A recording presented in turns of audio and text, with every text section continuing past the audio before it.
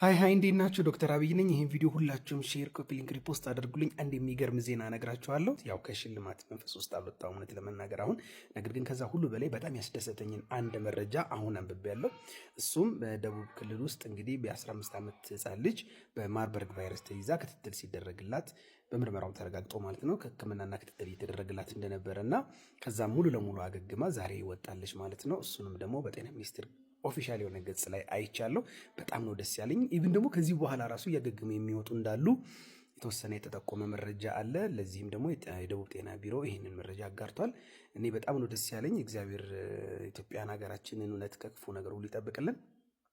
ይህንን ስራ ለሰራችሁ በዛ ቦታ ላይ ሆናችሁ ይህንን ስራ በፈርስት ላይን ሆናችሁ እየተጋፈጣችሁና እያከማችሁ ታካሚዎቻችንን ሳትሳቀቁ እያዳናችሁ ላላችሁ የጤና ባለሙያዎችም ደግሞ ክብር ይገባችኋል። ጀግኖች በርቱ ማለት እፈልጋለሁ።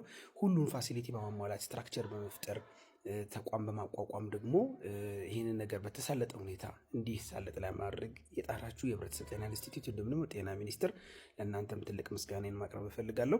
እንግዲህ ቅድመ ምልክቶች በሚታዩበት ጊዜ ቶሎ ወደ ህክምና ማዕከላት መሄድ የመዳን ዕድልን ሰፊ እንደሚያደርግ መናገር እፈልጋለሁ። በዚሁ ስለ ሁሉም ነገር እግዚአብሔር ይመስገን። በጣም አመሰግናለሁ። ዶክተር አብይ ነኝ ከኤሊት አንገት በላይ ቀዶ ህክምና ማዕከል። ደህና እደሩ።